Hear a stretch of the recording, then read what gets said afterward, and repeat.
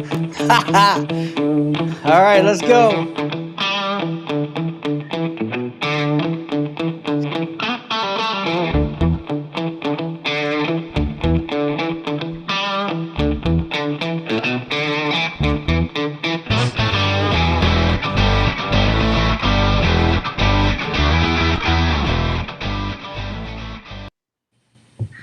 Hey guys, welcome everybody to JRC Stock Talk. We are here with Vinanz. Thank you so much for joining us. Make sure you share this video, this live stream episode right now with other people that are interested in OTC market stocks. This company has a lot of information they're going to share with us. And right now, with the rise of Bitcoin, you want to know what they're doing because they've got a huge Bitcoin mining operation. It's going to be making a lot of money throughout the year. So let's get into it. Hey, Huey, Josh. Dave, welcome. Yeah, hi. How are you? Great. Great. David, if you would introduce yourself and tell everybody who you are and what you do for the company. Yeah. My name's David Linigas. I'm actually calling in from Perth, Australia, where it's 4:30 in the morning. I'm the chairman of Vinanz, which listed in the UK about a year and a bit ago, and we're dual listed on the OTCQB. And there's a really big effort now to now that we're DTC dropped in the US and our shares trade live in US dollars with US shares, there's a really big push now to get America to know that we exist. So, so I'm a mining engineer by profession, typically gold and coal and all those sorts of wonderful hard rock things that make the world go around. And we're also mining Bitcoin. So, and we've got Huey here online, and he's calling in from London. Huey, say hello. Hi. I'm probably one of the crypto specialists at Vinanz. I've been in the industry for about 8 years, and when David set it up a couple of years ago, he approached me, and I think he just wanted some help and assistance. I think with things. So my background is in mining since 2017, and prior to that, and since then, I've set up a venture capital fund in crypto and a few tokens myself.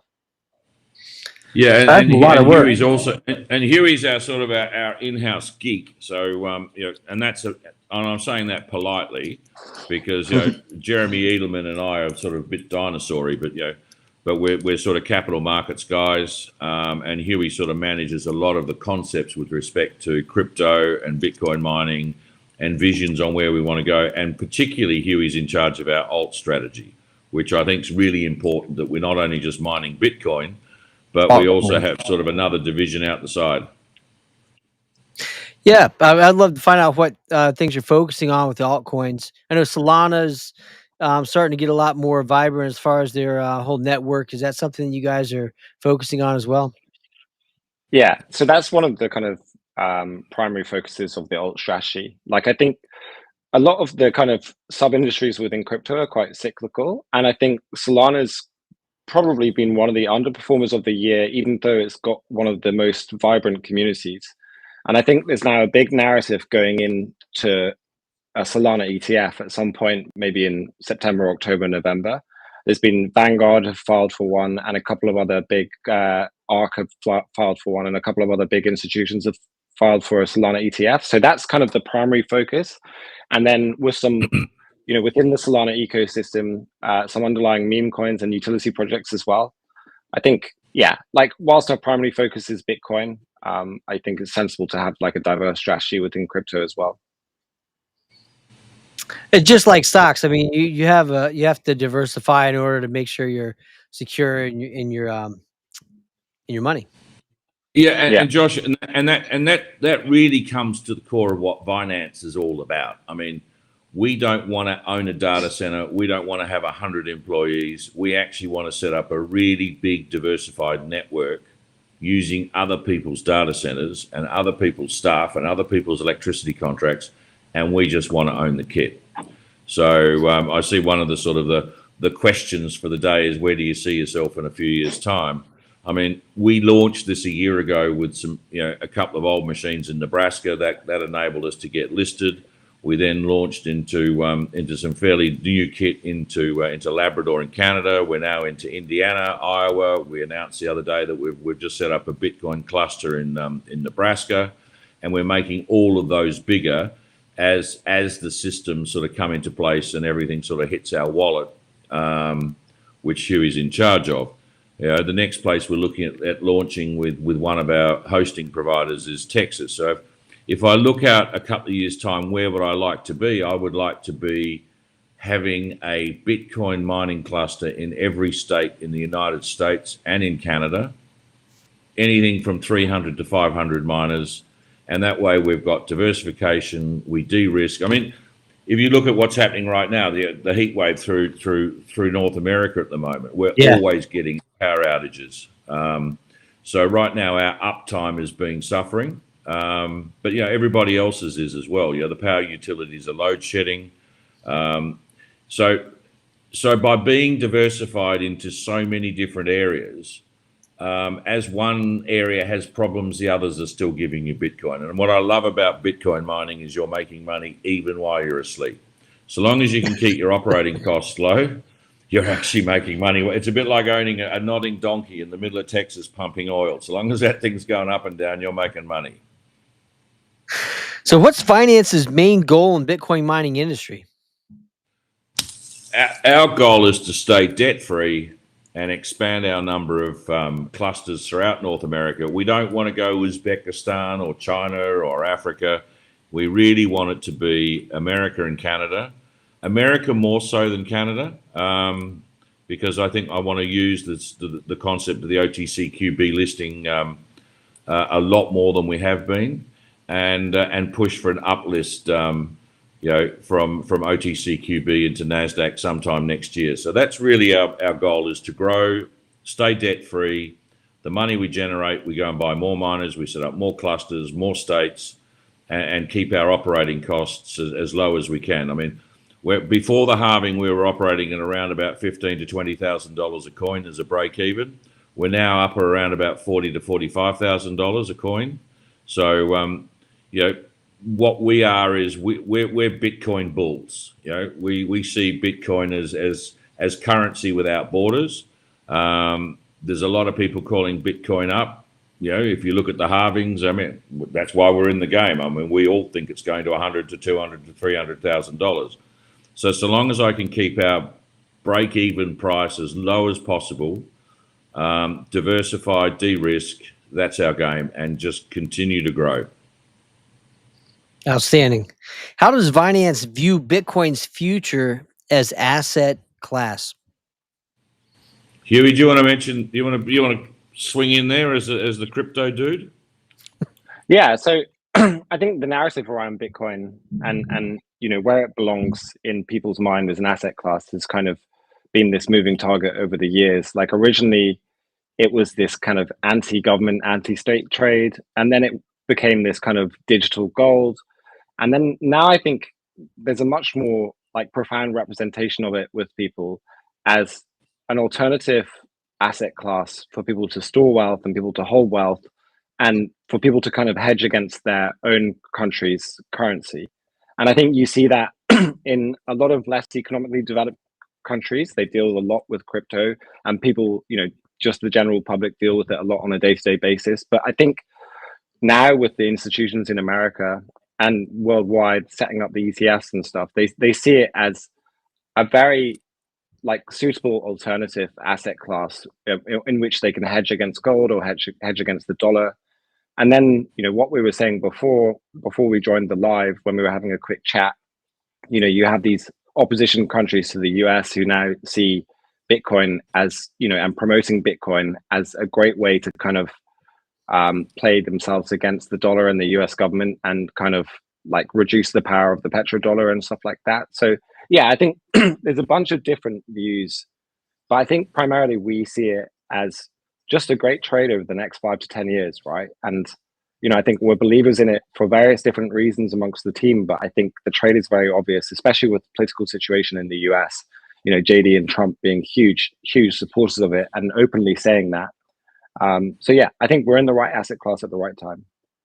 I mean, it wasn't that long ago. It wasn't that long ago that the Democrats were talking about taxing power providers, providing power to to the Bitcoin industry, and Yeah. people in Texas with all those big data centers were really starting to panic, which is why we were pleased at the time that a lot of our miners were actually, we were expanding in Canada because they weren't making those sorts of noises. So, yeah, I mean, with Trump and JD potentially front runners now for the election, if that does get in, I think it's going to be a real boon. The other thing that sort of sticks in my mind is, when with the ETF for BlackRock, and BlackRock's now one of the biggest ETF holders, Bitcoin holders in the world. He was the one who said this is just another asset class. It's just like gold. And as soon as he said that, that really changed the perception worldwide. And even though England, where our primary listing is from a regulatory perspective, and Huey and I spend a lot of time there, doesn't get crypto. Europe doesn't get crypto. They just don't. Yet. I mean, yet. But I was talking to a big fund manager on the plane a couple of weeks ago, and he runs the money for the Catholic Church and the Church of England. He runs a book of £36 billion. And I said, "Are you guys allowed to invest in crypto?" He said, "No, back office says illegal." So right now, crypto is not in the mind's eye with respect to regulators in Europe, and I think that's sort of really the opportunity that I see right now, and that's why we're listed in the UK, because it's a good regulatory platform. But I just want to expand in North America. There was a few years ago, you look back and look at preppers, people trying to save what they can and invest what they can to protect themselves for the future potential chaos or whatever's going to happen. And they would buy gold and silver all day. But I wonder how many of those people are now buying Bitcoin because they can hold it in a hard wallet. Lots. I mean, I've been in the gold mining industry, and I've traveled the world with nuggets. I mean, I traveled. We had this discovery in Western Australia called Purdy's Reward, which had watermelon seed nuggets, and Eric Sprott in Canada, made about $1.5 billion on it. And we were walking the world, doing conferences with a couple of kilos of gold nuggets, and just getting through airport customs with a couple of kilos of nuggets was a nightmare. With Bitcoin, you just put it in your wallet and just walk through any customs you want. I mean, it just completely destroys the concept of borders. It does. Yeah. That's crazy. Now, what are the ticker symbols for Vinanz in the U.S. and London markets? Yeah, in the US on OTCQB, it's VINZ. We say Z, but VINZ F, which is foreign issuer.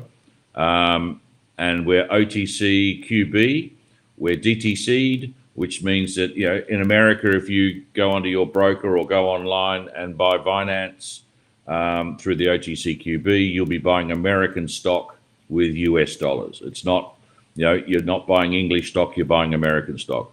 In the UK, our ticker symbol is fortuitously BITC. So we applied for it and got it.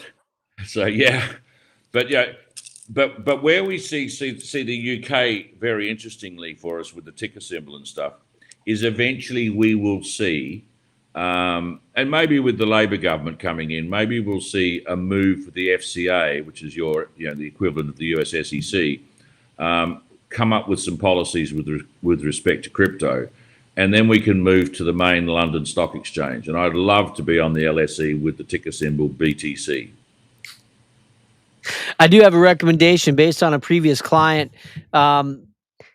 He went all in. He knew OTC markets was going to increase regulation on anything cryptocurrency related. So what he did was make his main wallet address public, so people could see the change in the wallet money as they went. They didn't have to call him and bug him. They could see how much was sitting in there. I mean, I was curious if you guys thought about doing that with the Bitcoin. The previous miner that I worked for, that was NASDAQ listed, they had a lot of calls from their shareholders saying, can we have a live ticker of your mining revenue on the website? But I think that is extremely transparent, and there's a good reason to do that for shareholders. But there's also, I mean, you would never ask Amazon to put their revenue ticker on the website, so people could follow it in real time, right? It's just not something they would do. And I think there has to be, not mystique, but there has to be some kind of caution to the wind, and like we have to protect ourselves, when things are on a downtrend, and then when things are on an uptrend, like we can be very vocal. But we are open and transparent with our HODL, and we report it in our quarterlies and our half yearlies rather. Well, the reporting requirements, Huey, you're right. The reporting requirements for a London listed company are very, very stringent. So, I mean, the worst case scenario is we report half yearly financials and yearly financials, and they're very, very detailed. They're audited, right? So we're very transparent, but we also report very regularly. We would have a news release out now every couple of weeks for the company, which we put out in the UK, and that automatically gets twinned into the US market. So we're very, very vocal with our press releases. So the answer was no. It's not going to have you're not going to offer people your wallet address to see things real time. Yeah, no, I don't think so, because I think by doing that you create too much volatility. If the Bitcoin price drops from 70,000 to 53,000 because the German government decides to sell $9 billion worth, everyone looks at the value of your wallet going down. Everyone goes, then they over jerk on the downside, and then Bitcoin goes up 6% 3 days later, and everyone over jerks on the pot. And one thing investors don't like, particularly when you start getting bigger, is too much volatility. Yeah. So I think as Huey says, a bit of mystique is good, so long as there is regular reporting of what the factual situation is. And as I said, we're audited, so everything's 100% on the table. I can't share or explain enough to all the people that are listening. When you have a company in front of you that's being transparent and sharing all this due diligence, and they're being audited, you can't ask for a better situation. I mean, for you to be able to look into the information and know what you own and feel comfortable as an investor putting money into a company, it's a great situation to be in. And Vinanz, like you said, is fully audited. Please go check the financials. Make sure you read through them so you can get to know this company. I think it's going to be here for a long time. Yeah, and Josh, just on the financials, I mean, our first half yearly report, we actually made a profit from listing. So I've run a lot of public companies in my life, small, medium, and very large, and to list the company and our first half yearly to come bang, there's a profit, and we expect it to grow quite substantially as we every 6 month period goes by. We're quite chuffed. I'm excited about. We'd actually like to be in a position that our profit gets big enough, and we're not sort of putting it into continually buying new machines, so people can actually get paid their dividend in Bitcoin. I'm buying stock. What are the significant milestones achieved by Vinanz in year one? I think you mentioned one just now. Okay, so all right, so we listed in London, and that was a task in itself, right? Because there were only one other company that ever listed in the Bitcoin mining sense in London. That was Argo Blockchain, which Huey was involved with in the early days, which OTC QB'd and QX'd, and then went up to NASDAQ. So we're the second only one ever, and we did that so we could be listed in a regulated exchange. So we listed there. We had a couple of miners. We started expanding big time in Labrador, where we're getting an excellent power price. Then we said, okay, let's start diversifying in America, because that's really where we want to grow. And then we sort of did Indiana, Iowa. Last week we announced Nebraska. And all of those centers will be putting out continual news releases as we expand our mining fleets in those areas. I'd like to go to Texas next. We're doing some moves on that sort of stuff. The other thing that was really difficult, and if it was all easy, everybody would do it, is actually getting a dual listing on the OTC QB and getting it to actually work in US dollar terms. Now, the liquidity hasn't picked up yet, but there's a lot of work going on with the team and our advisors in the States to get eyeballs on Vinanz in the US. And I would be very hopeful that come the next couple of weeks to a couple of months that people know that we exist in spades. And then we'll start seeing some real liquidity. And what we want to see is the majority of our trading liquidity actually out through the States. We don't have a lot of shares outstanding, really, from a UK perspective. There's 160 million shares on issue. There's about 40 million shares free float. The rest of it's all pretty much locked in with management and advisors from the listing. And let me tell you, under the UK listing rules, that is draconianly tough. So they were our key objectives. Our year two objectives is we're in 4 US states. We would like to see all of our mining fleets in those 4 states lift up to sort of circa 300 to 500 machines. In some states, have a number of nodes, not just one. And I think if I look crystal ball out a year and say, where would you like to be in a year's time? I'd like to be in at least 20 US states with at least 200 machines per state. So that's sort of our short-term goal. And the other objective is to completely stay debt-free, expand with capital that we have.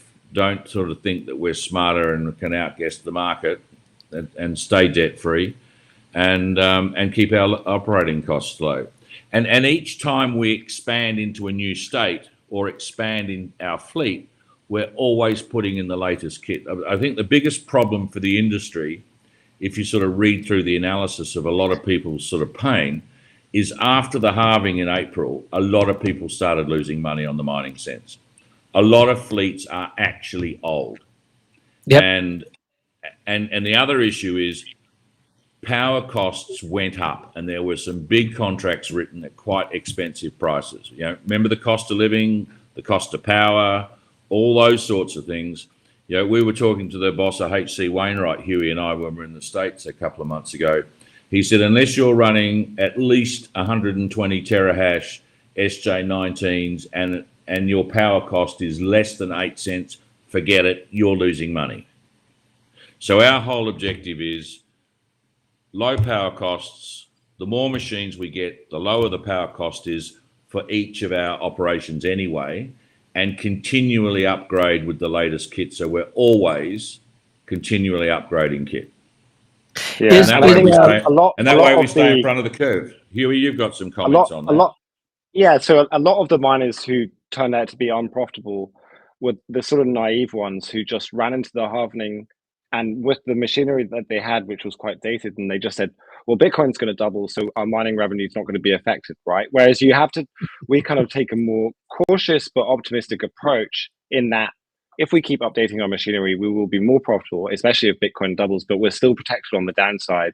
So I think reinvesting the capital that we generate by mining as much as we can into new machinery, so we're always mining profitably and we're not at risk of mining at a loss, is one of the most important pieces of Vinanz, definitely. Well, yeah, and there's an even more complicated thing when you look at the mathematics of how you expand. I mean, we put in some S1920, some S21s, fantastic pieces of kit, 200 terahash, absolute stonking performance from all of them. They're all operating at over 200 terahash, 105%, 108%. They're doing really well. But the problem is the capital cost of those units right now, the payback time just doesn't make sense. And we're talking about some kit potentially going to Texas at 400 terahash machines. But I mean, the payback time at today's Bitcoin price would be something like 8 years. That doesn't make any sense. Our whole objective is it's all about dollars per terahash for capital cost. And then you've got to weigh that against the operating cost as well. And interestingly enough, the best deal I've got in the States right now is what we just signed up in Nebraska, 6.5 US cents a unit, dropping with more machines that we put on. Texas looks like it might be fairly attractive for us going forward. But I don't want to be buying 400 terahash machines. Right now, 120 to 140 terahash machines suits our model perfectly. But it's a really interesting conundrum on how you run the mathematics on what sort of kit you need. Now, I've worked with a company that deals with cryogenic computing parts, and I mean, from my understanding, these machines get really hot. So, is some of the exorbitant cost of the power to cool the machines and to keep the climate controlled? Yeah, no, it's interesting. And then when you look at what's also happening, so we just bought some SJ19K Pros, 120 terahash, but the joules, which is the amount of heat generated, is significantly lower. So you're paying a little bit extra. So you don't actually, for the capital cost. So you don't actually need to spend that much money in the infrastructure trying to cool it, because even though you're still running at 3 kilowatts per miner, the amount of heat generated is actually a whole lot lower. So what about Alaska? Hey? I mean, Alaska, there's a lot of, I mean, people went there mining for gold forever ago. I mean, but I can only imagine that having centers set up in Alaska could drastically reduce the cooling costs. Well, that's why we're in Labrador. I mean, Labrador's freezing bloody cold. So and it's a great place. And the extra heat generated from the Bitcoin mining centers at Block Lab actually goes into heating greenhouses for food. Oh wow! So it's really good. But the other interesting thing that's happened, talking about power costs and stuff, and heat, there's a big competition coming for rack space in this sector. And I was just saying before we got on the call, we've had an approach for one of our states, I don't want to mention which one, through one of our hosting providers a week ago, and again a reminder 2 days ago or 3 days ago, that Meta would like to buy our rack space and shut us down and give us a check for the rest of our life to hand across our rack space to them for AI. And there's always been a bit of gossip around about where's all this AI kit going to fit, right? Because it uses big processing, it uses a lot of power, and now you're going to have a competition going between Bitcoin miners and AI processors. So very interesting that Meta have reached out to say, you can shut your machines down and I'll give you a check per machine every month for the life of your contract. And I said to the hosting provider, I said, look, we're Bitcoin longs. I see Bitcoin at $500,000 in the next 4 years. And my operating cost is low. Thank you very much to your contract that you've given us. And he says, I don't blame you. Good decision. We would do the same. But I think you're going to see the AI, which is just a stupidly huge market, really, really fighting for rack space and power and infrastructure to the internet. And that's the problem with Alaska. The infrastructure's not there. Yeah, it's not. Right? Yeah. You got to go to somewhere where you've got plenty of cheap power and plenty of access to the internet, so your machines can compete really competitively in the pool. Interesting. How many Bitcoin miners does Vinanz have currently operating in North America? Okay, good question. Right, so we've got over 400 at the moment. We've got, and that's split amongst 4 centers. Most of them are in Canada at the moment. We've just got orders in, and the kit's on the way to Indiana to expand Indiana from 60 to 100. With Iowa. Iowa, we're at 40 units. We're going to 100 units in the next month or two. We've just opened up in Nebraska. We're looking at making Nebraska at least 100 units within the next couple of weeks, maybe a month. And that's sort of where we're headed on the trajectory. We'd really like to be, circa 300 to 500 units spinning and hashing in each of those states, and in Labrador, in Canada, we're looking at going from 300 miners to 600 miners, potentially in the next month or two. So that's our short-term plans. We're working with a number of suppliers and hosters to look at other US states. Texas is probably going to be the next one. So so once you've got a beachhead established within a state, and you've got access to the wallets working well, you've got to sort the payment systems out. You've got to be able to pay them for the monthly operating costs, because if you don't pay them, they shut you down. and they've got to be putting your Bitcoin into your wallet instantly. So what you want to do is you want to establish the beachhead, get all the operating systems and the payment methods going, and then expand once you're comfortable. And then you go, okay, and each state has different economics if you put it on a spreadsheet. And which one do we want to expand in quicker because I make more money quicker? And interestingly enough, Nebraska seems to be sort of leading the way at the moment. Wow. And Nebraska has probably a huge desire to expand any way they can. It's not as vibrant or densely populated as other states. Yeah. And it's interesting, Nebraska, they put them in these container modules, 240 miners per container module sitting in a substation. And we start off at 6.5 US cents a unit, and the more units we put in, the cheaper we get. If we put in enough units in Nebraska, we reckon we can get down to about 5.5 cents a kilowatt hour, and that really, really does make a big difference on our monthly operating cost. So what specific enhancements has Vinanz implemented to boost the mining performance? Right. Well, we go through the Luxor pool, right?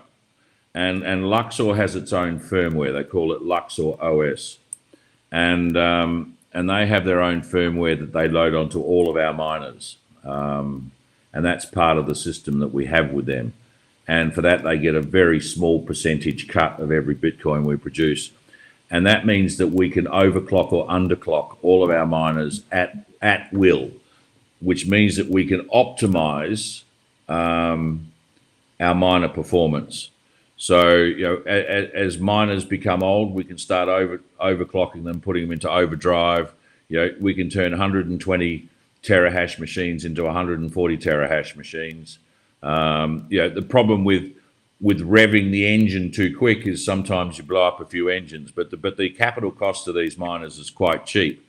But the good thing about overclocking and underclocking is you can, through the internet, you can change the performance of each machine to optimize them to get the best performance. So that's really sort of how we're working on that front. And all of our data centers that we use all know Luxor very well. They buy a lot of their machines from Luxor. A lot of the hosting guys actually have their own machines that go into the Luxor pool. So it's a good marriage made in heaven at the moment. So, yeah. Sounds a lot like tuning a car. It's very much like tuning a car, and it depends on the conditions. You got a hill, you got to adjust for it. You go downhill, you got to adjust for it. So it's about heat, electricity prices, so many different things, but it works. And how does Vinanz plan to maintain its financial health while expanding in operations? Keep our costs low. That's the key thing, and don't go into debt. And don't go into debt. The real thing, I mean, Huey's old company, Argo Blockchain, they thought they would go and build huge data centers in Texas, employ hundreds of people, build the infrastructure. All of a sudden the cost of living, the price of debt went up, Bitcoin price went down. We all are eternal bulls in this market of crypto. But in reality, the market is never in a bull phase the whole time. And it's when it goes into a bear phase that the optimists get blown up. So the real task here is to stay grown up, keep focused, no debt, pay for expansion with money that you have. The nice thing is, we're listed so we can access the capital markets to grow at the right time. And we will raise money as we grow. That's what being public is. And our main objective is to grow enough that we can uplist to NASDAQ as soon as we can. But next year is sort of the target for that. And then you can see some real expansion in the value of the company. And our corporate overheads are virtually nothing at the moment. I think our biggest expense outside of mining operations is probably IR and PR for the company. We don't have any office costs. We don't have any other staffing costs.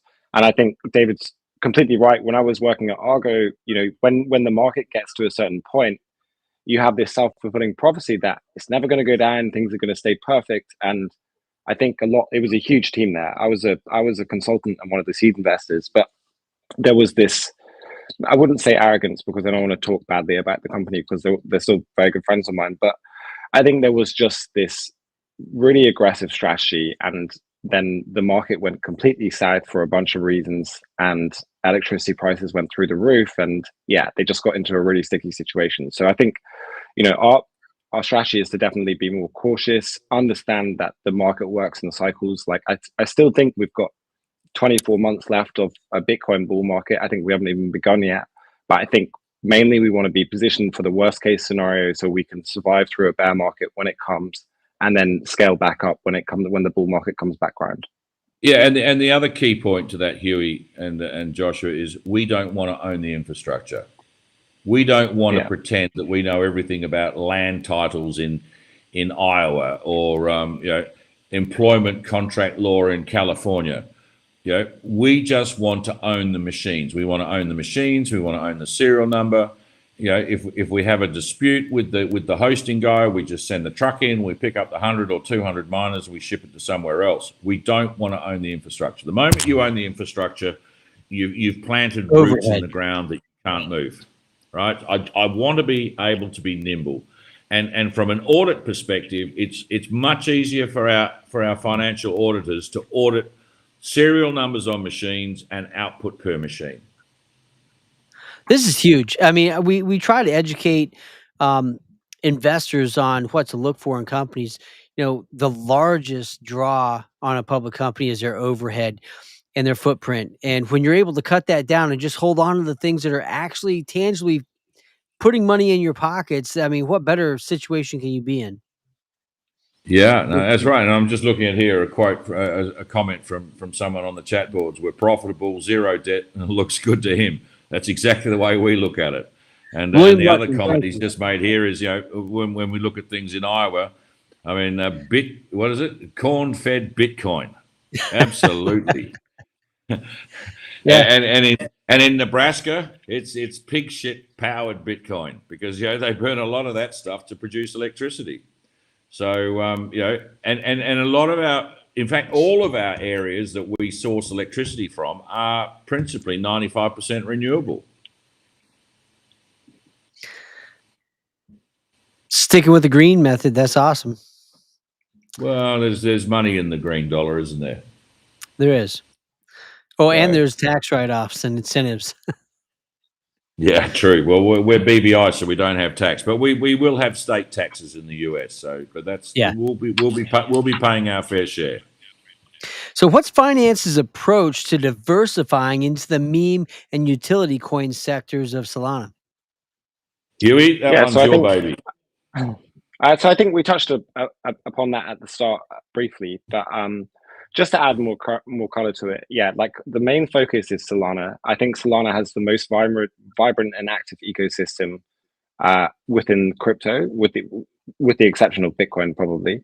There's a very active meme coin sector that's very heavily backed by a lot of venture capitalists, and I think we want to have exposure to that, but also be mindful of different cycles or different sub cycles coming within crypto. Back in 21, the kind of word on everyone's mouth, or the acronym on everyone's mouth was NFTs.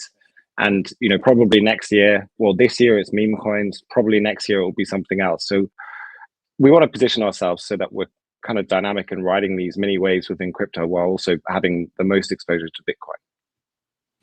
Yeah, and the nice thing, Joshua, as you know, is you can flip backwards and forwards. So if you don't like it, you can always turn it back into Bitcoin. But the great thing about crypto is like the fungibility between the different assets, right? Like it's so quick to go from Bitcoin to Solana to meme coins to NFTs to whatever else you want to go to. There's no T1 settlement or anything. Everything's instantaneous. I'm surprised you guys haven't created Vinanz coin. We are very, very, very seriously looking at that. Man, so look, you said you created a few tokens. Yeah, so we've been exploring the idea with our lawyers of essentially creating like a mini Binance ETF within the Solana ecosystem.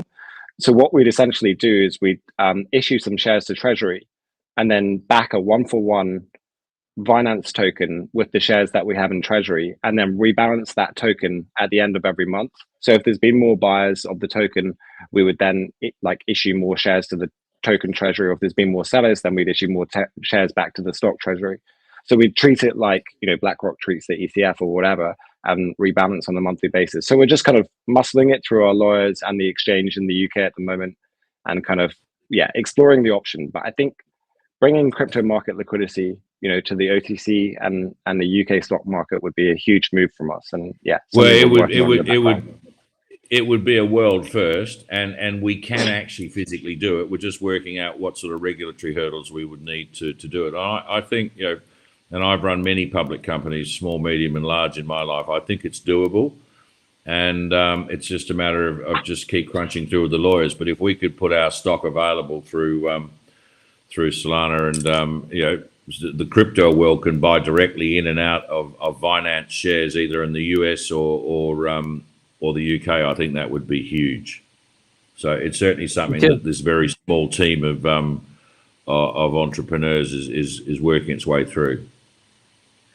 So who are the key leaders of Vinanz's leadership team? What role do they play? That's it. You've got me, you've got Huey, and you've got a guy called Jeremy Edelman, who's a lawyer. He's actually in the UK at the moment. Have you caught up with him, Huey? I'm seeing him tomorrow morning. Oh, cool. And that's it. And we've got our company secretary in Singapore with his group, who runs all the group financing functions. So that's the entire team. Jeremy and I are executive directors. Mahesh in Singapore is our finance director and company secretary, and Huey's our principal consultant and significant shareholder with respect to building out something quite exciting. I'm excited. I know you're going to have to expand just a little bit when you do go to list. So, I mean, it looks like there's going to be a lot of changes in a positive way. And you're right, Josh. The bigger we get, we're going to need someone walking around the States going, ticking off serial numbers, having proper face-to-face relationships and cups of coffee with, each of our data center managers. The bigger we get, the more difficult it's going to be for a team of 3 to run that scenario. So I imagine once we're sort of up around sort of 6 or 7, operational data hotspots in the States, that we'll be employing some people in America to sort of manage the day-to-day relationships rather than us sort of trying to manage it remotely. But right now, we're trying to keep our costs down so we can keep our margins up. Timing's everything. Awesome. Yeah. Well, I want to get into a very brief, but I think important personal moment here. Let's get personal for just a second. Now, who was your favorite? What's your favorite sports team, David? Me? I don't really have one anymore. I mean, it used to be the Essendon Football Club in Victoria for Australian rules, but I mean, I haven't lived in Australia for many years. I've sort of been overseas. Formula One, I follow a great deal. There we go. So Lewis Hamilton, sort of, my number one sort of pick there. I used to play a lot of golf when I sort of lived in Fiji, but the more you work, the less time you got to play golf. So I'm a worker. Work's my hobby. I'm chairman of 5 public companies. And I enjoy it. So, but this one I like even more because it's my baby and my invention with Jeremy's and Huey. So, this is something we can turn into something really big. And what I like about Vinanz is it's scalable. The more money we deploy, the same formula, we can make this as big as the market will allow us to make it. And that's amazing. Everything else, if you've got a gold mine, you can only mine 120,000 ounces a year. Okay, you go and do a plant upgrade. You can mine 150,000 ounces of gold a year. But what I like about this Bitcoin mining thing is the more money we deploy, the more computers we run, the bigger this gets, the bigger the profit. And it's scalable to the point that there really is no end limit. Can I have 10,000 miners? Absolutely. Can I have 50,000 miners? Absolutely. And there's enough data centers in North America and Canada that will take my 50 to 100,000 machines. And then at that point you say, okay, now I will buy a data center or I will buy a power station. It's limitless for something that isn't going to stop. You know, a gold mine runs out of gold eventually, and a 10-year mine life, the mine shuts and you got a big hole in the ground, right? What I like about Bitcoin is you can keep building this day in, day out. The more capital you deploy, as long as you stay smart, debt free, this is a business that we could literally send this to billions of dollars worth of value, and just imagine how low your energy costs would be if you owned a power plant.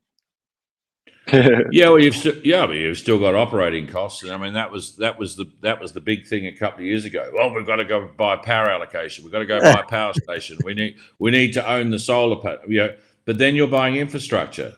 Then you've got debt. Yeah. You know, it only works if you can buy it for cash.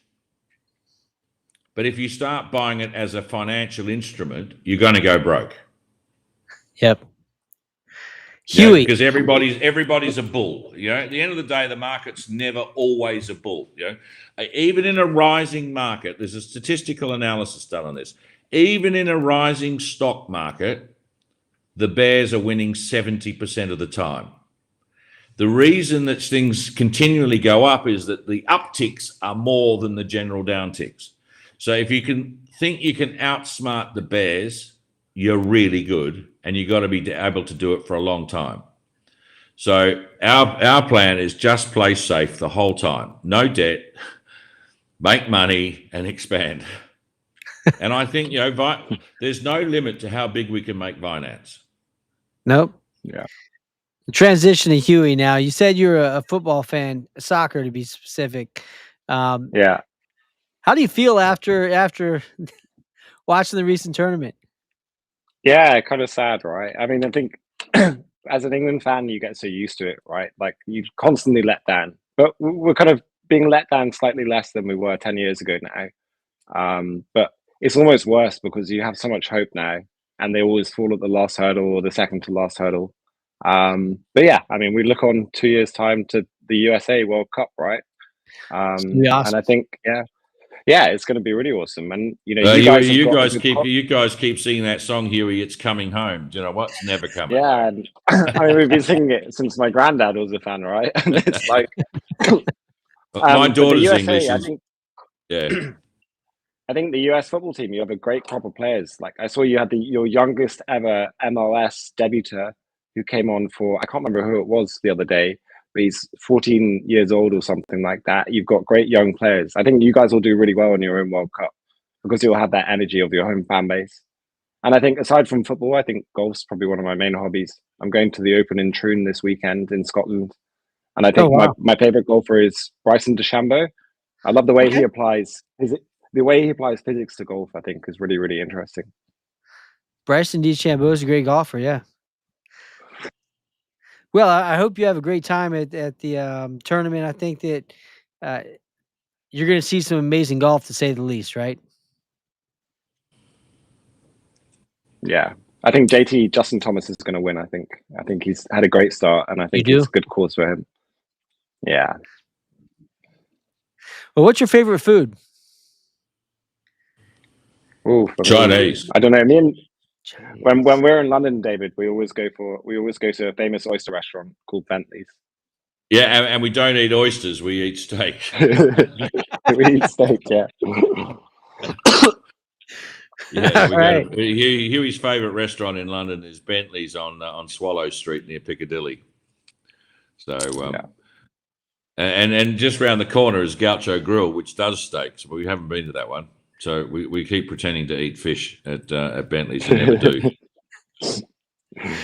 Don't break it if it's not broken. Don't fix it, right? Yeah, true. All right, guys. Is there anything else you want to say to the shareholders or investors before we end this interview portion of this show?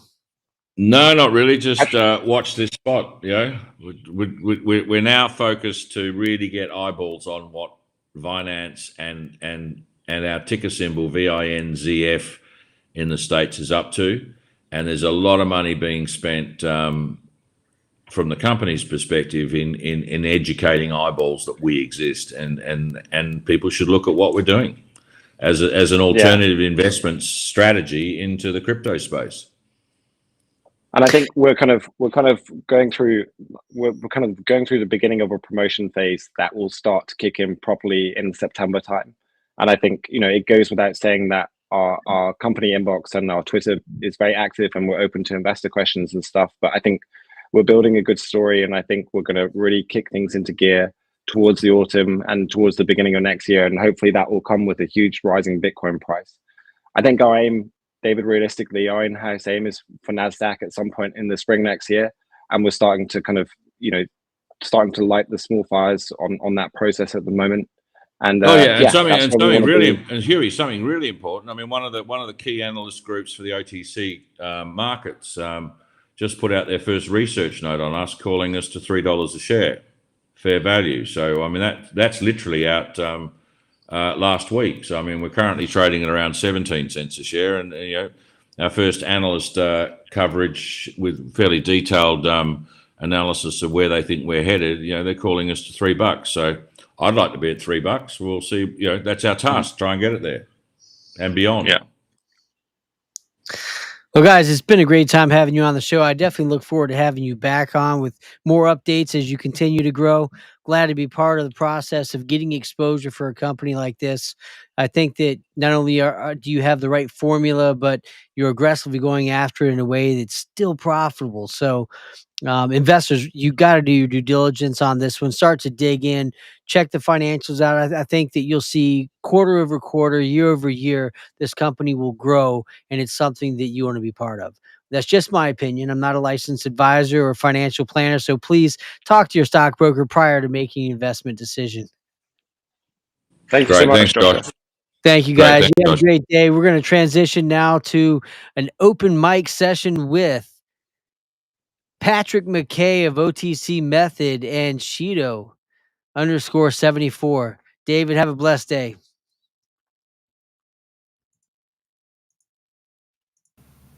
All right, guys, 1 second.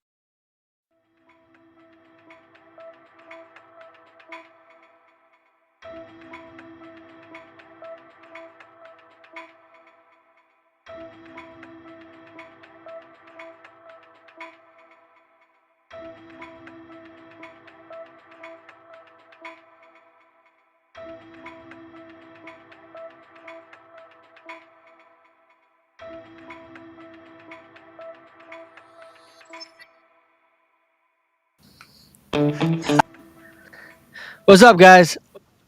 Hello. Hey. Hello. How are you doing? Hanging in, man. Hanging in. It's been a few days since we talked, but what'd you guys think of Vinanz in the interview we just had? It's great to hear the confidence from these guys and their commitment to the crypto. I mean, that's what it's all about. You gotta have the strong hands and the big commitment. And I thought it was awesome to hear that they actually turned a profit this year and are pushing ahead. You know, like a lot of miners got wiped out by that halving, and the fact that they're still out there is awesome. I was most impressed with their aggressive growth strategy. I really think that it's going to make a huge difference seeing how the company progresses. But I mean, if they're putting the right percentage of the money they make into increasing the number of mining rigs that they have, and they're all operating in a profitable way, it's going to be a lot of fun. Especially, it's Bitcoin. I mean, come on, the price of Bitcoin is going up, and they're getting more and more of it on a daily basis. Nothing wrong with that. No, it's just only going to become more scarce. I mean, every time they have it, it's going to be harder to get. And that's the beauty of it. So, you know, get her done. Hey guys, if you are watching this show right now, please go and share this live stream event.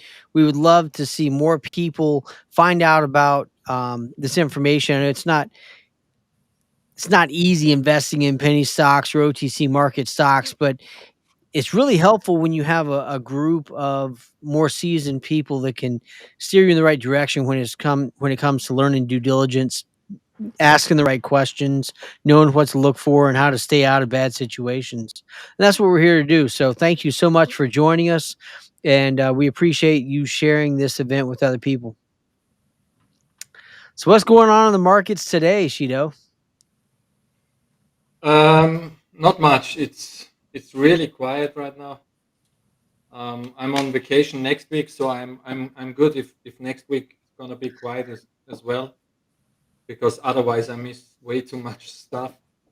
So yeah, I mean, I guess July, August, it's it's sometimes like this. It's really quiet now. Trying to get sun and fun while the kids are out of school.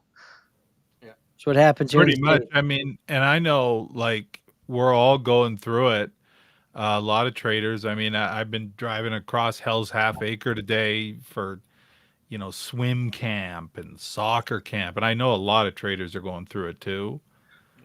You know, we got this. Our daughter. I found out just yesterday she's in Barbie camp. I don't even know what a Barbie camp is. They said, "Hey, can you Seriously. drive her to Barbie camp at 1 o'clock?" I said, "What is Barbie camp?" You know what I mean? I still haven't gotten an answer, but she's at it. Barbie camp. Barbie That- camp. That's crazy. I don't know what they do. I don't even know. She was wearing some sort of like a leotard. It seemed like a dance thing she was wearing. I don't know. I'm maybe I'll get an answer at some point, but right now I have none. Barbie camp. Well, that's pretty cool. I'm glad my daughter doesn't know about it, because she would be driving me nuts to be able to go. Yeah, I mean, I wasn't part of the decision. Not that I would have blocked Barbie camp, but I just don't fully know what Barbie camp is. But there were a couple little moves today. We talked about that UMGP last week. Tuesday. Or was that last week or No, the other Tuesday. day? Tuesday. Yeah. Tuesday. 2 days ago. And they finally tweeted some clarity as to what the Zach Morris thing is all about. And so they have a reality show in Los Angeles that they're producing, and he's going to be a producer on their reality show. Really? Yeah, Zach pulled that off? that's apparently what the news was on the Zach Morris thing.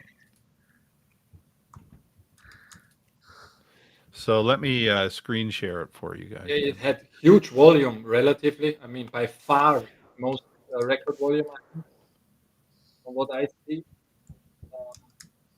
I was surprised that it was stuck in the low 20s at the end of the day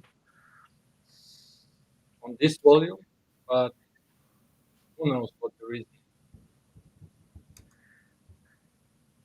is. Here we go.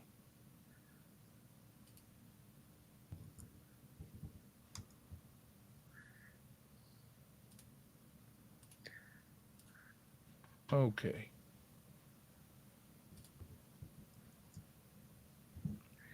Let's get that up. There you go. Yeah, so that was the news, is that they were preparing Stunning in South Beach, which is or Miami, sorry, it's all the same to me. I just live in a wasteland, So Miami, LA, it's all the same. But we could see here, is that it? Where is that? Okay, so it was just a tweet then. It was a tweet about how he's going to be an executive producer on this reality show. So Yeah, they said the PR is coming, but today was the tweet only, I guess. Yeah. Yeah, it was the tweet only. And so that's kind of what was going on. And the price action was okay. Like, I mean, it made a nice move, especially if you held through. There was a decent amount of selling over the course of the day that kind of brought it back to baseline. But it was all right. I see this promo tag is still on, so there is still that risk that exists. But that's kind of what's going on with that UMGP.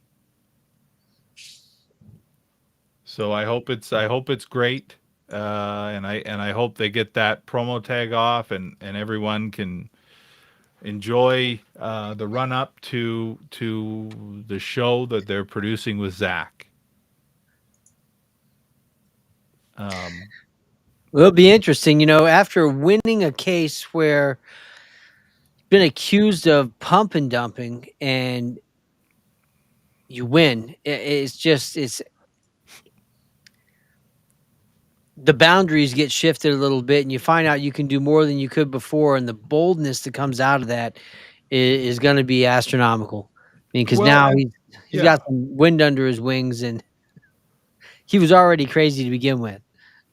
Yeah, for sure. And I mean, they pretty much the deal was with that win in court. It was that, and I understand the perspective, because every single day we'll hear, analysts say X stock is going to $400, and they're telling that to people on an infinite amount of platforms. And people are making buying decisions on that. And if it doesn't do that, those guys just keep analyzing things. You know what I mean? And so just because this guy, is getting excited about a stock or believes in a stock at a certain level, but he's tweeting instead, now it's not okay. Like I felt that, I mean, it certainly shook things up for me, because I was like, okay, I need to be careful. Being excited about stocks now. Like I guess this is the deal. And then it turned out, obviously, that they lost that case. So it is what it is. I hope this is a great run. Some selling for sure today. But obviously, if he gets committed to it, I mean, the one thing on the OTC, you can't halt it. There's no intraday halts. Right? Run that puppy. Intraday halts. So, I mean, it could be a ripperoni. Who knows? Yeah, absolutely. The other one, we nailed it on that Star G. Yeah, you really look at that. You pegged it from Tuesday, which was right about here, about 289 now. Massive dump intraday, shook out a ton of people, and right back up. Yep. And it's still going. I mean, it's trading similarly to that Pedro's list, if I'm being honest with you. Oh man, I wish I had bought Pedro's list when they first called me, but I couldn't get over the fact that a boiler room was calling me about a stock. I bought it before they started making calls on it, and I sat there for a month, and I was like, I guess no one likes this. I guess I'm an idiot. And then it absolutely ripped. So there was that. So that was decent, but it's a very stressful type of play, for sure. I saw some loading on DNAX.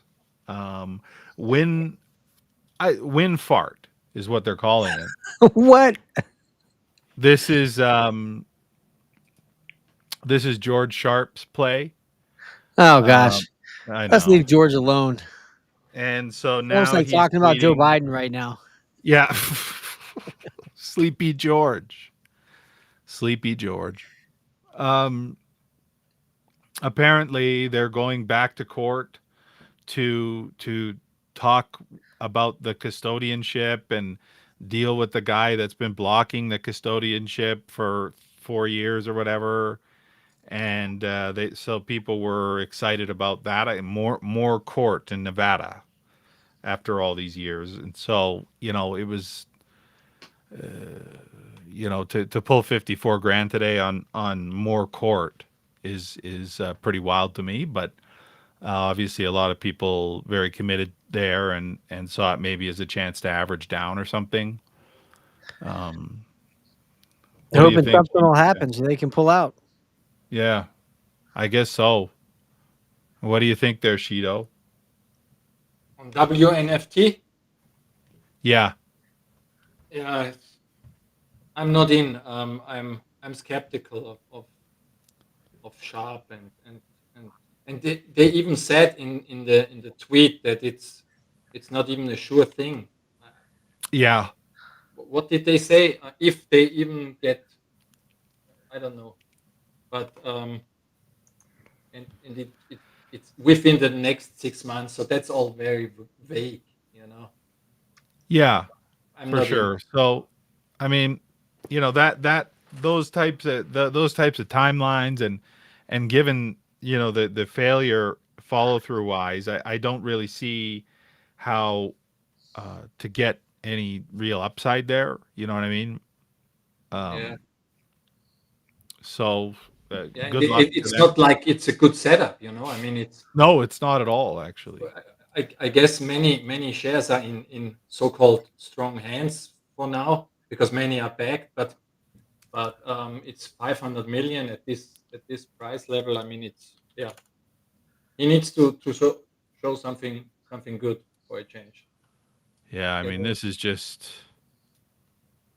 I mean, you're just fighting every tick here. Every tick. yeah, Every tick is a resistance. I mean, you could probably put up you know what I mean? yeah. Based on that, it made a good move today. Gonna I be honest. guess. Yeah. Yeah, I mean, you're just fighting it. But there's so many people just waiting to dump. You never know when it's gonna rain. Yeah, and waiting 6 months for court dates, I mean, that just ain't it. It had only 7 million in volume. That's amazing. It How is. can it make that move on 7 million on this flow? So Now I'm there you can see that most are just holding shares right now, holding strong. now I saw yes. DNAX with a bit of volume today. A good setup trip wise. But they did announce an AS raise to 4.2 billion the other day. Um, so on one hand, you could look at that and say, well, um, that's for sure going to dump, but it's kind of already dumped. Yeah, they have been dumping a lot lately. Yeah, And so I mean, now that they've got the 4.2 billion AS raise, um, and let me see if it'll be completed. Yeah, so you can assume that's already complete. It just hasn't been updated yet, TA wise. Maybe they finally have motive to pump it. You know what I mean? yeah, possible. Yeah, because that's how it always seems to go. You see that AS raise, you go, well, this is going to be dumped, but it's already dumped. And so now at least they have shares to hand out, maybe to finally give it a pump. I'll tell you, historically, DNAX is known just to go straight to zero over and over and over again without a lot of relief. Yeah, But you this never know, I suppose. Canoes guy. I mean, he really dropped the ball because like if you remember, like 8 months ago, 10 months ago, this was a really good setup, like Yes, it was incredible. amazing. And he wasn't able to do any pumping at all. Like just one news about something, and this would have been a huge runner before Anything he he could started have now. he could have said anything. Yeah, it's so weird for He me. could have said, "Hey, how you doing?" Yeah, Right? Hey, I'm going down to Miami Beach for a reality show. That would have done it. DNA Brands has been around for so long. And it's the deal. Like, I mean, it's just zero split, zero split, zero split. I mean, I don't think people have ever gotten any real relief here, save for one or two little bounces. Like, let's take a look at it here. Their website's even down. Yeah. So who knows They what they're won't even doing let me right see now? it. No. Oh, here. that 3 year chart doesn't look What the that hell? good. Okay, here we go. So here's holding it since 2020. Yeah, not the best. Yucky. Ouch. Yeah. And then here's since the last split. So that was 2020, 2019. When you 2018 scroll, a split, 2020 a split. So there's your performance there. Gosh. Yeah. Well, it did get as high as what way back here. It's there's no way. Back in November of 2019, was at 18. Yeah, so that's split adjusted. Okay. Yeah, that's split adjusted. So yeah, I mean that technically could be trips as well. It is. You can tell by those wicks. Yeah. So a nasty sucker, but I mean they want to run trips and these guys just did their raise, so maybe they are finally going to get some guys paid and they can do what they got to do, because that seems to be what greases the wheel these days. It's an ugly looking chart to say they were up 200% today. Yeah, and I mean, can you actually, like, could you actually turn a profit there? Like, what are the numbers on? Good luck getting out. Yeah, like what are the chance that your trip threes get hit, and what are the chance that you were holding trip ones? Really, it's very slim. I think there were just a couple of trip one hits the day before. I haven't followed it closely, but I don't think that there has been size on trip one. No. So, anyways, that's that. Grillet's got this merger on the go. It's a trip, and oh my gosh, they've been getting underway. Yeah, if they can close this one, this might get a boost. Starting to get some lift off there. Some. Have y'all heard of that crack stock, Stem Station? No. Oh yeah, I have. Stem Station. Yes, STSN. I'm joking about the name. I always thought. Yeah, they had 6-hole trades, but they were up 100% today. Okay. And outside of that, you see dollar volume is pretty darn skinny. Yeah. TAMG was okay, a little bit. I mean, it came right down, but then they started picking it up.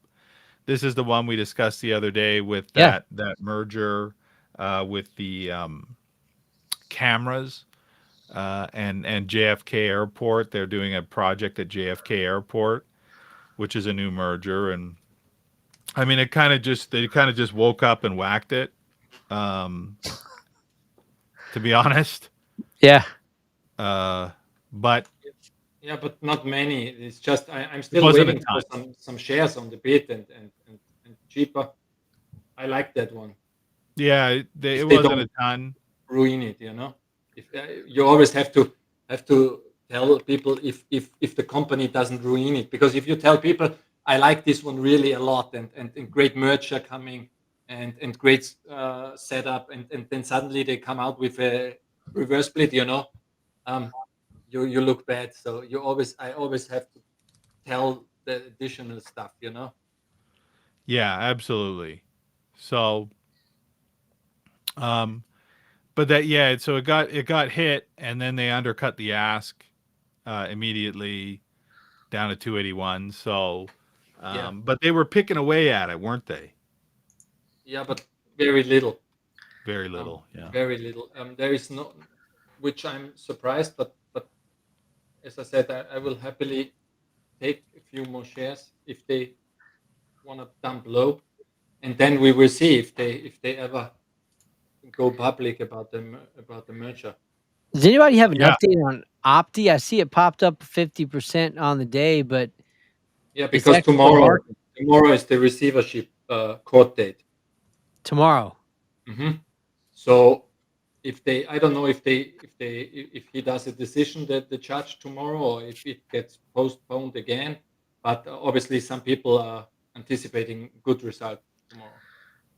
Yeah, a lot of people are looking forward to that. Yeah, I hope it's not a We're going to have Brett back on here after a while. I'm going to contact him, get him back on the show prior to him taking over Opti, so we can talk about all the stocks he's involved in again. Or should we wait until after he takes over custodianship of Opti? Then he can only speak about Opti when he's on here. What do you guys think? Well, I mean, it's if he takes it. That's the question right now. Yeah. Will Really? he get it? Yeah. Yeah, they still claim that it's just formality, but I don't know what the issue was last time, a few months ago, what the issue the judge had, but they seem to be pretty confident that it's just a matter of time and formality. We will see. Some nice hits on NBCO given this merger finally. Yeah, we the- talked about that the other day too. Yeah, we did. We talked about that kind of key resistance break around 27. And that's finally getting underway. It's not a bad looking merger at all. no, Um, absolutely. and we were kind of surprised. I mean, there was still no bid support. You kind of had to just exist in it. Yeah. But they're underway here, and they're into health tech. And then this is executive sales thing. But what we really liked about it initially was the acquisition is going to bring annual revenues of 25 million to the shell, whereas they had none before, and that's why it was so baffling to me. Why? I mean, this was announced July 4th, July 9th, and it was announced prior to that as well. And there was just, you could see it here, there was just no volume for quite some time, and finally they popped it off, which is nice. Yeah. So that was a decent move for sure. And still could continue. 280 grand into UMGP was really not bad. So we'll, I guess, look out for the reality show or what's next there. I'm not sure. Have you guys followed Maybe Specificity we any? can get some. Specificity. That was a very tough one. SPTY. Yeah, that was a very tough one because I thought they were going to go gray, weren't they, Shido? No, I They don't are a know the yield sign symbol. right now. Yeah, so they did the NT 10K where their 10K was late, and they They're put late out on their the filings. Yep. 1515D, and then going into this grace period, the thought was that they would go gray, but they got an annual report out on OTCmarkets.com first, so they missed going gray, and they've been buying it since, which is good. Okay, I just take a look because I never. The setup looks good. Yeah, that's the thing. That's the thing, Pat. Yeah, because I didn't follow it, so I don't know when it switched, but it switched on OTC markets. Yeah, So because they got that out because they all went gray yesterday, didn't they? I don't know. I think so. I just see that it's an alternate reporting company now. It switched, and as soon as it switched, obviously it only depends what alternate filings they have in, and if they can support yield sign, And Well, and they got that annual out, and they that's have what the they annual, needed to do. They have the verified profile, so they let them alive because that's enough. Yeah. That's the So thing. That's why they've been don't buying it in since, the- but it's actually been kind of to be honest with you, I don't know how I could stay in this. Really? Like when you look at this,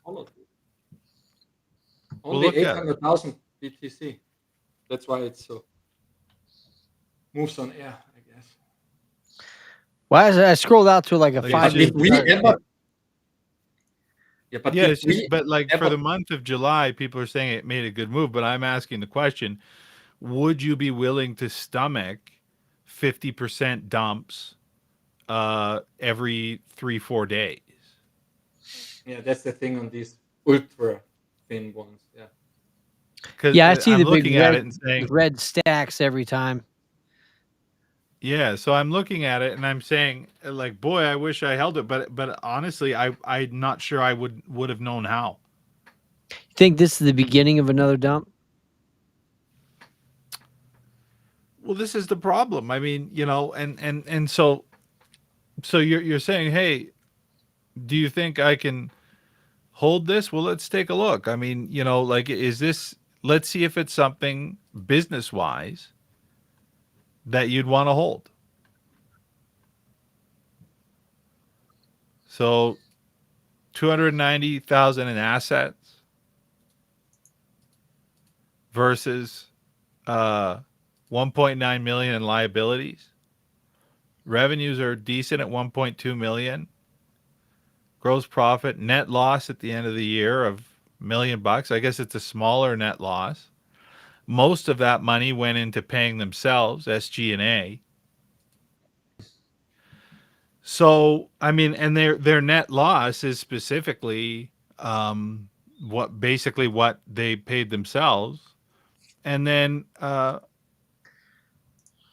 their outstanding shares are growing, and you can see their net loss, and then all those expenses on the SG&A side, you can see it's share-based compensation expense, and so I'm looking at it, and what is their business?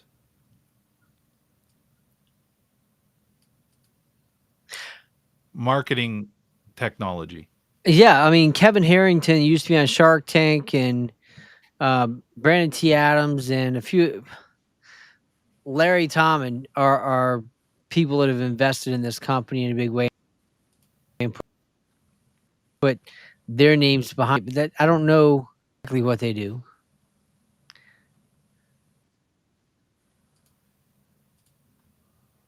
Digital marketing.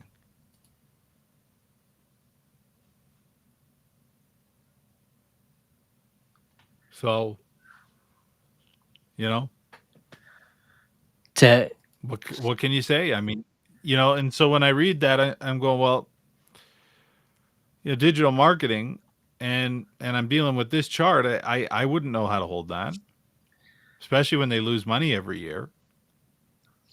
World-class audience ID tech, superior AI integration, traffic resolution, intuitive ad sequencing, like do a lot of things geared around a company building a brand, bot traffic. I get what they do. I question, like, did it show in there what type of revenues they had coming in from their services? Yeah.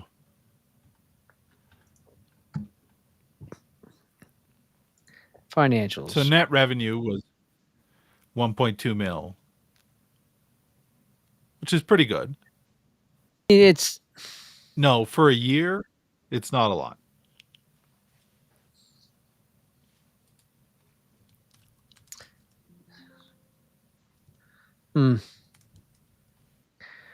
Yeah, because I mean, when you compare it to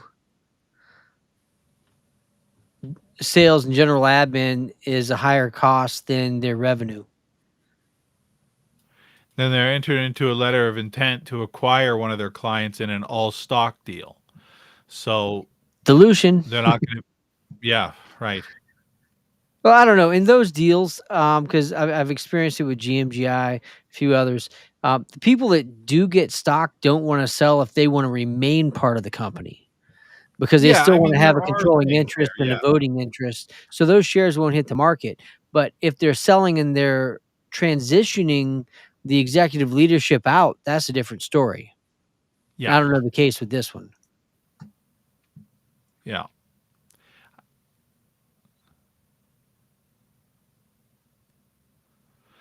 So, that's that. And I'm looking at that chart, and I wouldn't have known how to hold it. I would have got shaken out for sure.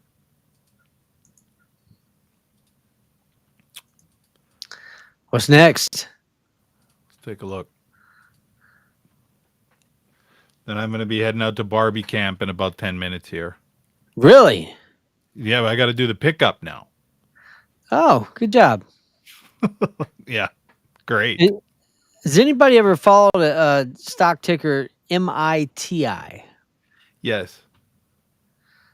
Yeah, I used to work for that company until they went dark for a while, and they're just now starting to re-emerge from darkness, and they've been changing around the chart looks different. I mean, because they were pretty much dead until February, and they've picked up. I don't see any spikes really. No, they did that split at the end of 22 Yeah, and have been dumping on it ever since, basically. up until about February. Yeah. And then started dumping again. Well, they're trying to gear up, make another run at it. I mean, they had a medical company in the shell prior to that went defunct. Yes. Great concept. I actually really loved the business model and everything, but they couldn't make money. They had bad timing on opening different locations, and they originally had a plan. They would open location, and after it became profitable, they would use profit to move into other locations, and they didn't do that. They got hurried, they moved too quickly, and it crushed it.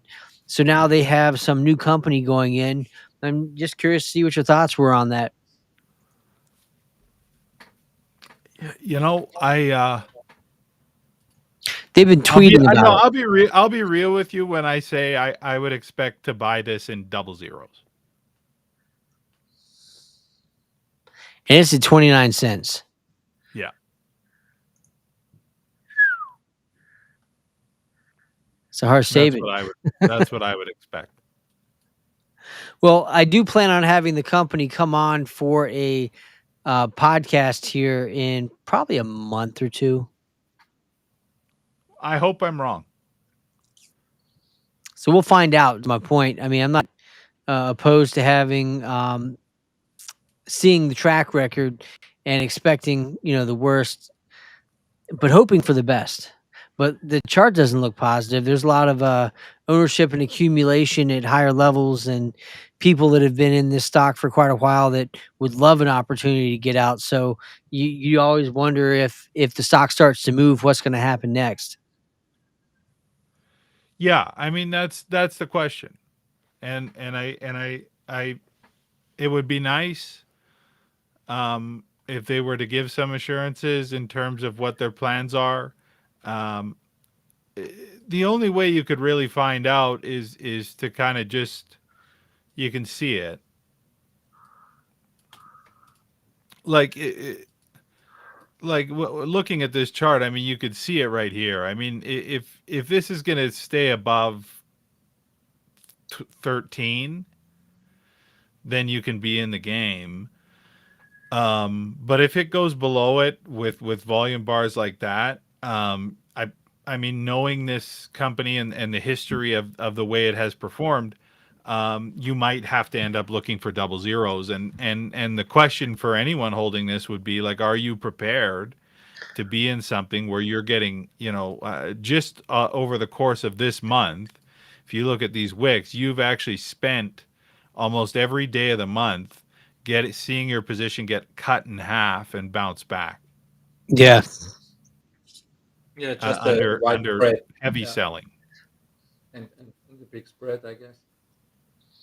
So, that's the question that you have to, is that something you'd be willing to stomach? I mean, well, the company has hired a PR team. They've hired Nick Coriano to do some IR stuff and some marketing for them.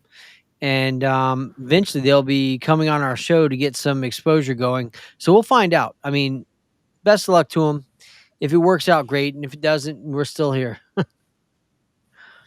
Yes, probably sir. not. Probably not buying.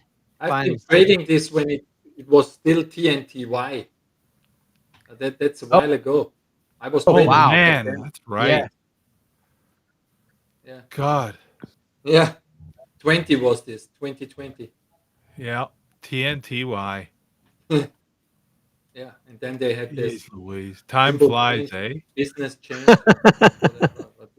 And I'm looking at that and I'm going, oh, that's not that long ago. And it is. Yeah, time flies. Wow. Another one with a horrible chart that, I mean, these charts look so similar. If you followed Y10. Yes, I have, a little bit. The chart looks so similar to the ones we've been talking about. But this thing, you got to understand. I mean, this thing came off a split, a pretty decently sized split. And I mean, they wiped them out with that split. I mean, you have nothing at DTC. Second day underway of trying to bounce it. I mean, like, because one, like, if you look, there's the big sell there since the split. So if you look at, I agree, Matador. I'm with you for it. I'm with you on it. You look at where the big dump happened, kind of here. Let's just put it there. I mean, you got room. You got room on this before you run into really any resistance. Interesting. So, yeah, I mean, and after the split on this type of float, and the fact that that's also outstanding. I mean, there could be a real nice freaking rip here. So I wouldn't turn my nose up at it because I'm not seeing hardcore selling now at all. Is this a delista? I believe it is. Okay. Uh-oh. Thanks. Shooter alerted me on this 2 months ago, talking about NBCO. Yeah. Yep. Yeah, we love it. What was the uh-oh? That NBCO could become like a Blue Fire situation for real. Yeah, it's possible. Yeah. Let's pull it up and look at it 25 before we million in go, and then we'll revenues. get out. Yeah, 25 million in revenues. Yes, sir. So The chart's looking great. Yeah, keep an eye on that Y10 and that NBCO for sure. For sure, guys. Yeah. All right, you guys, it's Barbie camp for me. All right, man. Barbie camp out. Have a good one, and we'll keep an eye on those tickers, and I'll watch the replay to see what else you guys got going on. Sure thing, man. All right, see ya. All right, See later, you. Pat.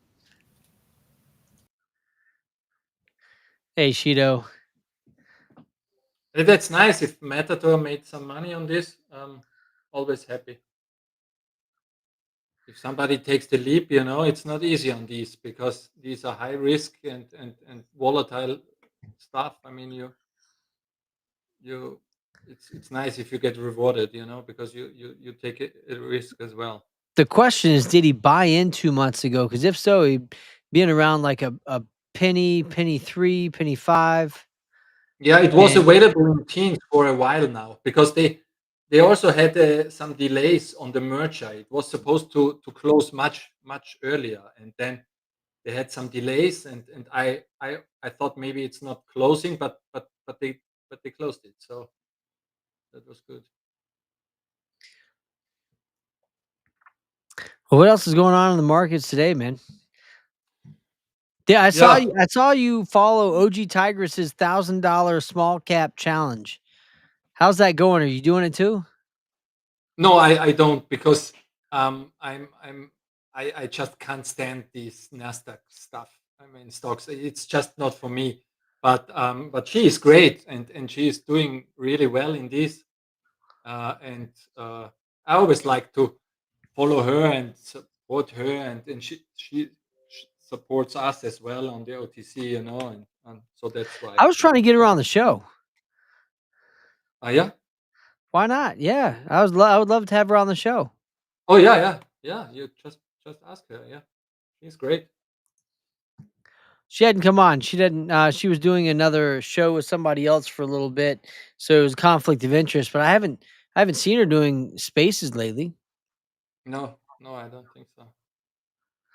We could do a small cap segment and let her talk about the $1,000 challenge and how that's progressing. I'd love to do that. I mean, if you're connected to her, send her a message, invite her on. Yeah, I can try for sure. I have no idea if she wants or not, but yeah, I can do that. I will as well. Yeah. Yeah. So he bought in at 2 cents. Good call, man. So you're already up 100% and holding. Good job. Okay, too. Yeah. Just try to secure a little bit because you never know. It's thin stuff. So this sometimes there is no bids. So I mean, obviously it's each everyone's decision, but if it goes a little bit more, maybe you secure at least part of the gains. I guess that's what I do. At least that's how I do it. Well, to bring up an oldie but a goodie, what do you think about the movement of GMGI at the present moment? They just announced a stock buyback. Yeah, I They saw announced that. they're going to have a new acquisition. They just finished a major acquisition. They put out a press release on potential numbers showing they'll be doing over was it 130 some mil. Oh, what was it? Yeah, what was their revenue numbers they put out recently? Curious, GMGI. I don't I don't remember, but it's big and down here with the buyback and with the new acquisition, one would think that this might be a really attractive entry point here. And they're purchasing stock, and it's not like there's a huge amount of stock available in the float anyways. No, it's not. No, it moves rather easy. Yeah, both sides. Trying to find the now I'm gonna have to go to their website. Here we go.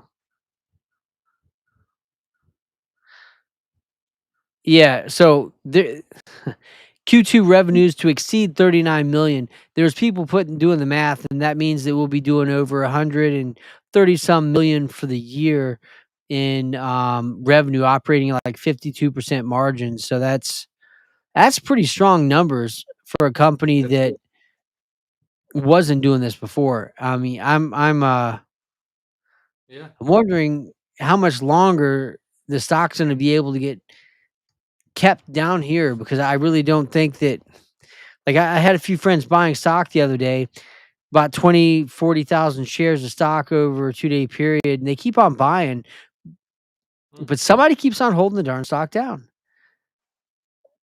Yeah, And I the have no float's idea small. who would be selling here. It's so weird sometimes, but you never know. Me either. So you've still accumulated some down here? Yeah, I bought some. I basically I, I tripled my position in the twos lately. I but it, I don't play big sizes on any of these just because I play so many. Yeah. Um, yeah, but I still tripled my size, and I have high hopes that this one goes at least back to 7, 8, $9 for starters. Me It should too. be doable. If if nothing bad happens, it should be doable. We'll find out. There's still people looking into that lending deal, Lind Partners or whatever.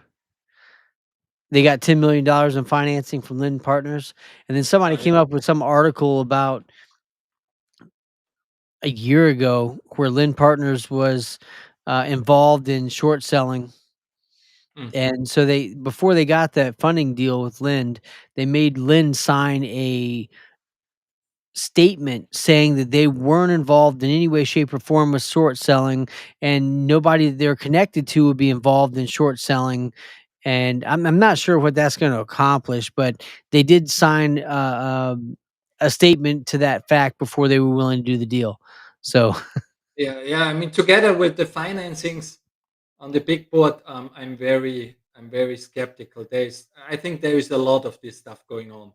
If there is a financing involved, I mean, who knows what they do behind the curtain? That's really suspicious sometimes. So It's look, we live for you guys' questions. If you have questions, Matador or anybody else, make sure you DM us. We want to talk about them online. We want to be able to answer those for you and get you as much information as you can possibly have. We also want to look at the stocks you guys are looking at. So if you're looking at a stock and there's 3 reasons you think we should be putting it on our radar, DM us, contact us. We want to be prepared for the next show. We're going to have one on Tuesday and Thursday of next week. We have another company that's going to be on for a live Q&A on Thursday. And we're trying to bring the type of companies in front of you guys that deserve the attention. So let us know if you have any questions at all, or want to get further information. We can steer you in the right place. And thank you so much for supporting the show and being involved with JRC Stock Talk. It's all about you guys. We're building a community where we can connect with each other and learn from each other so that we can all become better traders. I mean, that's the whole point here. We want to make more money, right? So, Yeah. Shido, thank you so much for being involved, man. It's amazing to have you part of the show. Pleasure. My pleasure. Always And a if lot there's of no, fun. say that again. Always a lot of fun. If there's no other questions, guys, we're going to close out for the day. But we'll be back. We'll be back shortly. So please follow us on Facebook, follow us on Twitter, on YouTube. Share this with other people. Please like and subscribe to our channel on YouTube. We're growing that out. It's only been up for like 2 months. So we're right at 100 followers so far. Please give us that next 3 subscribers so we can pass that mark. I mean, we're on our way to 500 subscribers. That's our goal over the next few months. So thank you so much for being part of it. And let us know if there's anything that we can focus on when we have our Q&As or we have our open discussions about OTC stocks that would benefit you as a trader. If you have questions about trading, if you have questions about due diligence or regulatory filings or cycles of financials, please let us know. That's what we live for, is being able to help educate people and show them where they can find more information. So guys, without further ado, have a blessed and See you next prosperous week. day. Yeah. See It you is